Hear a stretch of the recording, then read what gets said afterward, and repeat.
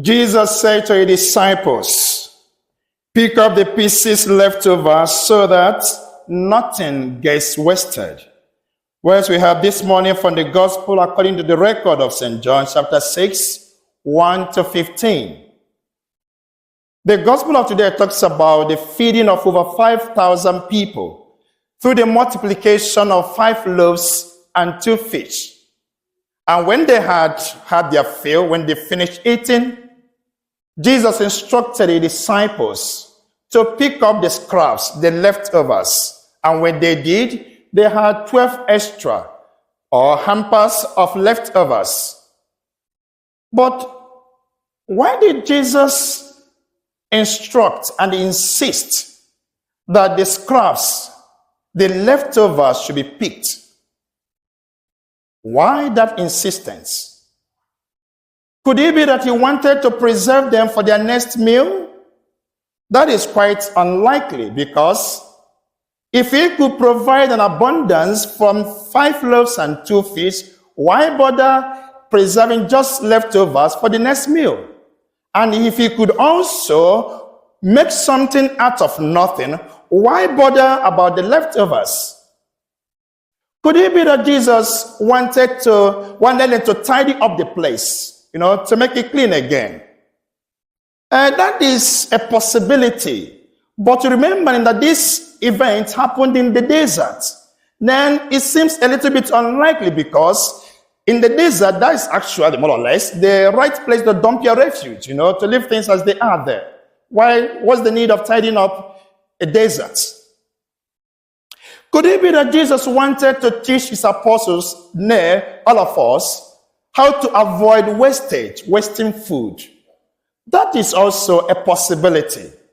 But I think there is something symbolic in that instruction, not just to avoid waste, not just to clear up the place. When Jesus took the 5 loaves and the 2 fish from the boy, immediately he pronounced blessing on them.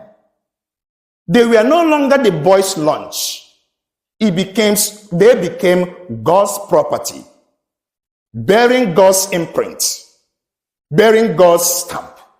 Because by that pronouncement and by that blessing, as I said, it was no longer the boy's lunch. The loaves and the fish became God's own property.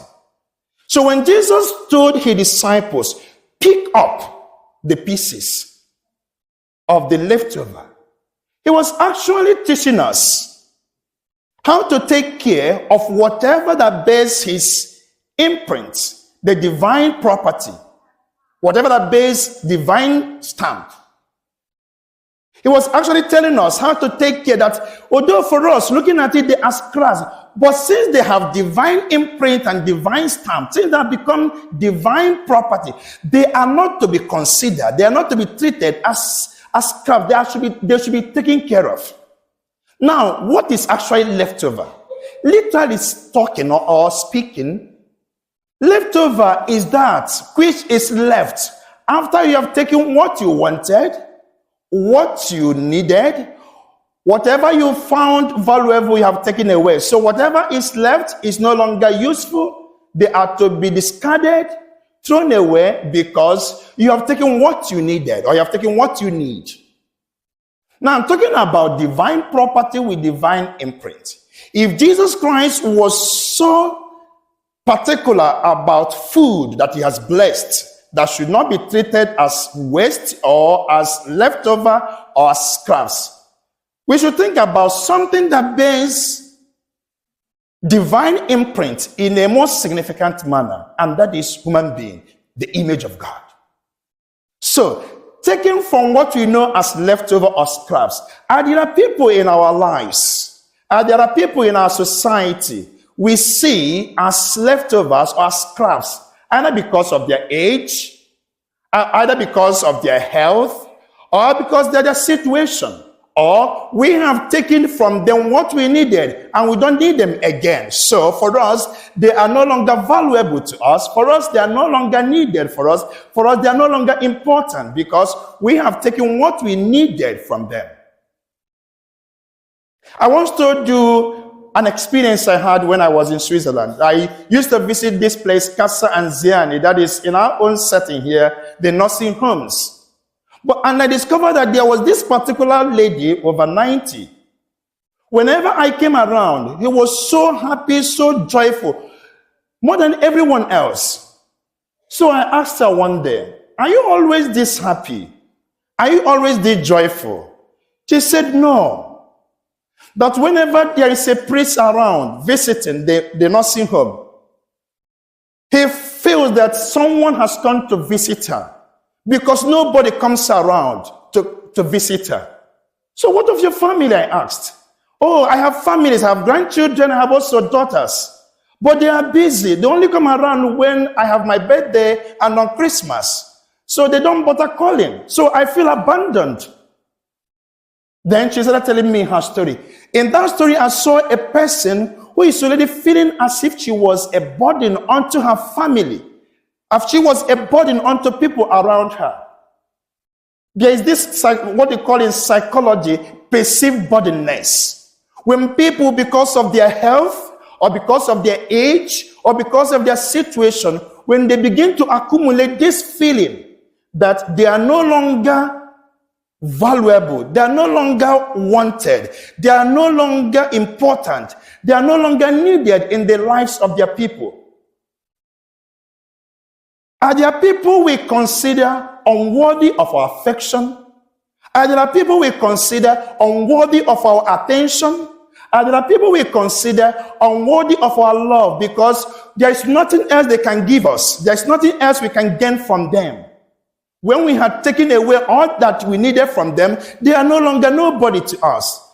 Sometimes I feel that way. When I feel that sometimes people exploit me, not me as me, but me as a minister. When people need something from the church, they will be calling the presbytery every morning, every afternoon. We need this from you. We need this sacrament. We need this help. We need this to be signed. And once they get it, they don't even bother to know where you are again. Because they have gotten what they needed. At the moment they were calling you, the moment they were messaging or emailing you, you are so important to them because there's something they want. So once they get it, you are just like a leftover. I don't need the church again. I've got admission to St. Joseph's because that is usually the experience. When people want to get admission to our St. Joseph's Secondary School, you will see them coming around because they need that stamp from you. Once they get it, okay. Are there people we treat that way? We treat as leftover because in our eyes, they are no longer of any value. And strikingly, the church today wants us to look at grandparents. When you look at the grandparents, how frail and how weak, and how even they look. When you visit them in their nursing homes, how they lie down there, what do you see? Do you see a woman? Do you see a man who has no longer value, who is no longer needed in the society? What do you see when you see them on the road walking with so much pace and frailty? What do you see? And how do you treat them? Jesus insisted that nothing that bears his imprint should be regarded as leftover. Rather, they should be packed and be cared for. On the other flip of it, there's something about leftover food. I think I'm talking from my own personal experience. I've discovered sometimes in the morning, the leftover food could taste more delicious than the one I had last night. Especially when I add a little bit of spice to it. And when I taste it, I say, wow, it's now more delicious than what I had last night. What does it mean, therefore? That those people will think they have no value out there. Those people will think that their lives have no meaning out there. Those people will think they have no taste out there. What they need is a little bit of human spice and their life will blossom again. The meaningfulness will come back to their lives. They will see the world again from another way because they have received affection, care, and support. So, dear friends, as Jesus has demonstrated to us today that nothing he created that bears his imprint should be treated as leftover, as scrap. May we go out there and learn how to put spice into people's life. Not just those who are elderly. There are some young people out there who feel that they have become burden onto us, the society. They are looking for someone to give them a spice of human affection. May nobody treat you as a scrap or as a leftover because you are not. Each one of us is valuable. Each one of us is so priceless and precious. And that is what Jesus demonstrated when he insisted that the food that was left after they had taken what they needed should also be cared for, because none is a leftover. None is considered useless. None is to be discarded. Everyone is precious.